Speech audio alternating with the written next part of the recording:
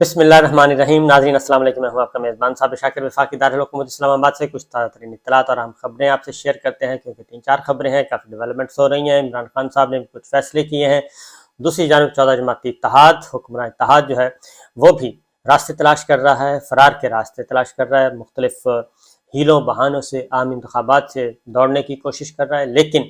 جو آئینی شکنجہ ہے، آئینی شکنجہ بذریعہ عدالت، اعلیٰ عدلیہ، وہ آئینی شکنجے سے کوئی بھی نہیں نکل سکتا. اس کی میں ڈیٹیل آپ کو بتاتا ہوں، لیکن سب سے پہلے لاہور چلتے ہیں. بڑی خبر ہے لاہور میں، کیونکہ عمران ریاض خان ہمارے بہت ہی پیارے دوست، کولیگ، پاکستانی قوم کے ہیرو، میڈیا کے ہیرو، جو پہلے بھی جیل جا چکے ہیں، پہلے بھی ان پہ بے شمار مقدمات، اور عدالتوں نے ان مقدمات کو اڑا کر پھینک دیا تھا، ردی کی ٹوکری میں ڈال دیا تھا. اور یہ اب جس مقدمے میں گرفتاری کی گئی، بیک گراؤنڈ اس کا میں بتا چکا ہوں کہ یہ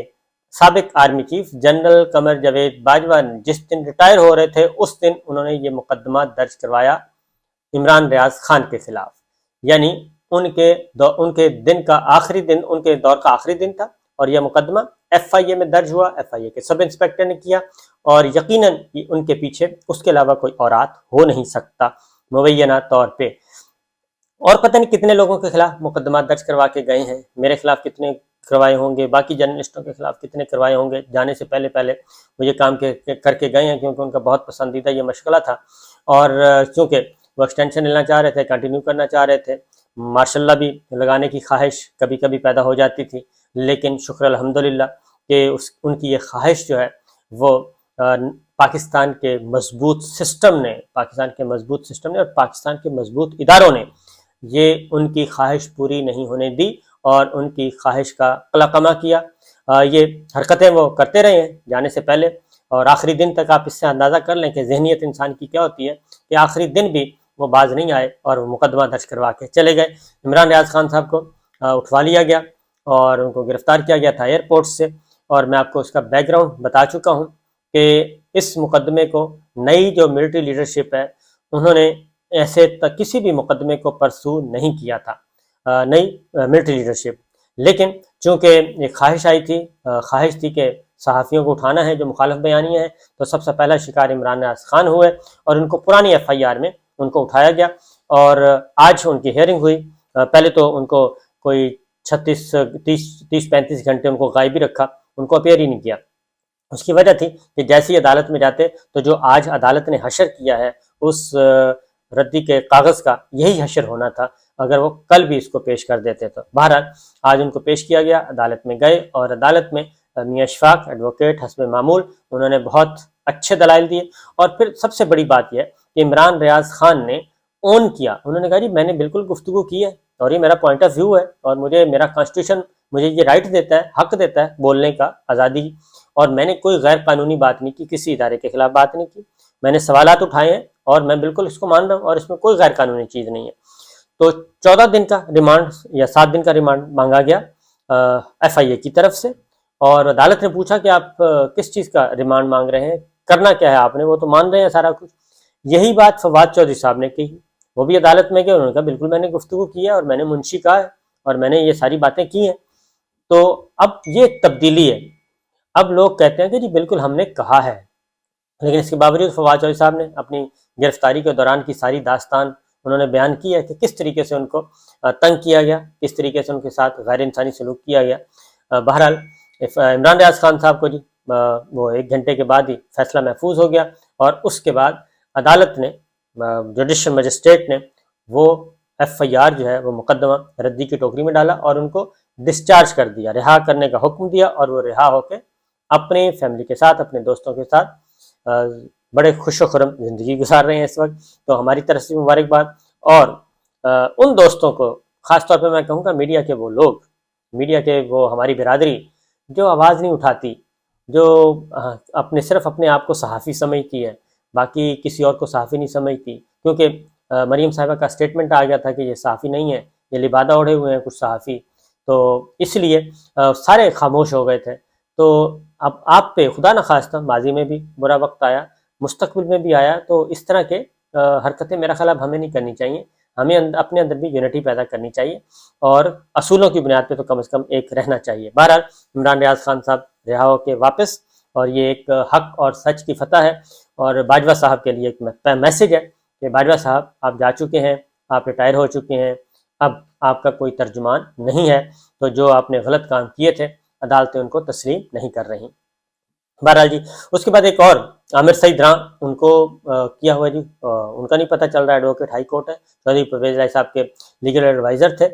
جو وزیر اعلیٰ تھے، تو وہ لاپتہ ہیں۔ ہائی کورٹ میں اسٹیٹمنٹ دے دی ہے ایف آئی اے نے بھی اور پولیس نے بھی، تو ان کو ٹریس کیا جا رہا ہے، یہ بھی ایک افسوسناک بات ہے۔ آگے بڑھتے ہیں مین خبروں کی طرف، کہ عمران خان صاحب کو دعوت دی گئی تھی وزیر اعظم شہباز شریف صاحب کی طرف سے، ان کو بلایا گیا تھا کہ آئیں آل پارٹیز کانفرنس میں شرکت کریں، اور دوسری دعوت تھی پشاور میں اپیکس کمیٹی کا اجلاس تھا، اس میں پیش ہونے کا کہا گیا تھا، تو اپیکس کمیٹی کے اجلاس سے انہوں نے انکار کر دیا تھا پاکستان تحریک انصاف نے، یہ کہہ کے کہ اپیکس کمیٹی جو ہے وہ صرف حکومتی لوگ اس میں ہوتے ہیں، اس میں اپوزیشن یا سیاسی جماعتوں کی نمائندگی اس طرح سے نہیں ہے، اپیکس کمیٹی ایک لیگل فورم ہے، کانسٹیٹیوشنل فورم ہے، اس لیے اس کو اس کے اکارڈنگلی ہی رہنا چاہیے، لہذا پاکستان تحریک انصاف نہیں گئی تھی، اور اس میں بلکہ پشاور میں خیبر پختونخوا میں پشاور پولیس کے ساتھ خیبر پختونخوا کی پولیس کے ساتھ اظہار یکجہتی کے طور پہ پاکستان تحریک انصاف نے آج ریلیوں کا انعقاد کیا تھا، اور پھر الٹا انہوں نے کہا کہ ہمارے 1100 ارب روپیہ شہباز شریف صاحب یعنی کہ وفاقی حکومت دبا کے بیٹھی ہے، جو ہڑپ کر گئی، ہمیں نہیں دیے، یہ ہمیں پیسوں کا حساب مانگ رہے ہیں، لہٰذا انہوں نے اس میں شرکت نہیں کی۔ اور اسی طریقے سے عمران خان صاحب نے بھی باقاعدہ طور پہ ایک سٹیٹمنٹ ایشو کی ہے، ٹویٹ کیا ہے، اور بڑی ویلڈ باتیں کی ہیں، اور ان کو بھی بلایا گیا تھا اس جو کل جماعتی کانفرنس ہو رہی ہے اے پی سی وزیر اعظم ہاؤس میں، ان کو انوائٹ کیا گیا تھا۔ تو ایک تو میں بیک گراؤنڈ بتا دوں کہ اس میں ایک واردات ڈالنی تھی، اصل میں بنیادی طور پہ کسی بھی طریقے سے ٹھپا لگوانا چاہ رہے ہیں جو کچھ اس وقت پچھلے 10 ماہ میں مراسلہ سرکار کر چکی ہے، اس پہ کسی بھی طریقے سے عمران خان صاحب پاکستان تحریک انصاف کے ساتھ کا ٹھپا لگوانا چاہ رہے ہیں کہ ان کو بھی کسی نہ کسی فورم پہ شریک کر لیا جائے، اور اس کے بعد اس خبر کو پیٹا جائے، کیونکہ پلاننگ یہ تھی کہ یہ جو آئی ایم ایف کے ساتھ مذاکرات ہو رہے ہیں، آئی ایم ایف کے ساتھ جو مذاکرات ہو رہے ہیں، اور انہوں نے ایک طویل ترین فہرست بھی پیش کر دی ہے، اور انہوں نے مطالبات بھی پیش کر دیے ہیں، اور وہ تمام مطالبات مان لیے گئے ہیں۔ سرکاری ملازمین کے فیملی، ان کے اپنے اندرون بیرون ملک اثاثوں کی تفصیل جاری کرنا لازمی ہوگی، اور باقاعدہ انہوں نے نوٹیفیکیشن کروایا ہے۔ آئی ایم ایف کی جو ٹیم آئی ہوئی ہے جائزہ مشن، انہوں نے نوٹیفیکیشن، انہوں نے کہا اس طرح زبانی باتیں نہیں، نوٹیفیکیشن جاری کریں، آرڈر پاس کریں۔ وہ فیڈرل گورنمنٹ نے نوٹیفیکیشن جاری کر دیا کہ تمام سرکاری ملازمین گریڈ 17 سے 22 تک اپنی فیملی کے اندرون ملک بیرون ملک اثاثوں کی تفصیلات فی الفور جمع کروائیں گے۔ یہ قانون بہت اچھا قانون ہے، ویسے آئی ایم ایف کے بجائے یہ ہمیں خود کرنا چاہیے تھا، اور باقی بھی اس میں کسی کو کوئی استثنا نہیں ہونا چاہیے، اس میں جوڈیشری کو بھی شامل کرنی چاہیے، ملٹری آفیشلس کو بھی شامل کرنا چاہیے، سب کو شامل کرنا چاہیے، اگر جرنلسٹوں کو شامل کرنا ہے جرنلسٹوں کو بھی شامل کرنا چاہیے، تاکہ جتنے بھی اس وقت مراعات یافتہ لوگ ہیں وہ آئیں، اکاؤنٹیبل ہوں۔ یہ سارا کچھ ہو گیا، اور اس میں جو اے پی سی تھی، اب اس میں ہے کہ یہ جو آئی ایم ایف کے ساتھ جو کچھ باتیں ہو رہی ہیں، جو معاشی فیصلے کیے جا رہے ہیں، جس کو مشکل فیصلے کہا جاتا ہے، اے پی سی سے بھی اس کو انڈورس کروایا جائے گا، یعنی کہ ان سے ٹھپا لگوایا جائے گا کہ جناب بالکل یہ متفق کا فیصلہ ہے اور سب کا فیصلہ ہے۔ اور اگر پاکستان تحریک انصاف اس میں جاتی، اگر پاکستان تحریک انصاف یا وزیر اعظم سابق وزیر اعظم عمران خان وزیر اعظم شہباز شریف صاحب کی دعوت پہ جاتے یا اپنے نمائندے بھیج دیں، تو ہونا یہ ہے کہ وہاں پہ یہ فیصلے کیے جائیں گے، اس کے بعد ایک مشترکہ اعلامیہ جاری کر دیا جائے گا، اور اس میں کہا جائے گا کہ جی پاکستان تحریک انصاف بھی شریک ہوئی اور یہ متفق کا فیصلہ ہے، لہٰذا عمران خان صاحب شاید اس خطرے کو بھانپ گئے کہ یہ ہمیں شامل کرنا چاہ رہے ہیں، تو ابھی آخری اطلاع آنے تک عمران خان صاحب نے اس میں شرکت نہ کرنے کا فیصلہ کیا ہے، اور انہوں نے واضح طور پہ ٹویٹ کیا ہے، انہوں نے الگ سے ٹویٹ کیا، انہوں نے کہا ہے کہ جو قوم پر جو مسلط کی گئی ہے امپورٹڈ حکومت، اس کو ہرگز تسلیم نہیں کرتے، اور سازش ہارس ٹریڈنگ کے ذریعے یہ حکومت مسلط کی گئی ہے۔ 10 مہینوں میں انہوں نے کہا کہ حکومت کے ہاتھوں معیشت تباہ ہو چکی ہے، فسطائیت کے ذریعے جمہوریت کا قتل کیا گیا ہے، بنیادی حقوق کا خاتمہ، دہشت گردی اور ناک تلے جو سب کچھ ہو رہا ہے اداروں کے اور حکومت کے، عمران خان نے اپنے ٹویٹ میں 10 ماہ کے دوران جو گرفتار اور مقدمات کی فہرست بھی شیئر کر دی ہے، اس میں ہمارے دوست ہمارے بھائی ارشد شریف کے قتل کا ذکر ہے، وزیر آباد میں ان کے اوپر جو قاتلانہ حملہ ہوا، پھر شہباز گل، پھر اعظم سواتی صاحب، فواد چودھری، شیخ رشید صاحب، فروخ حبیب،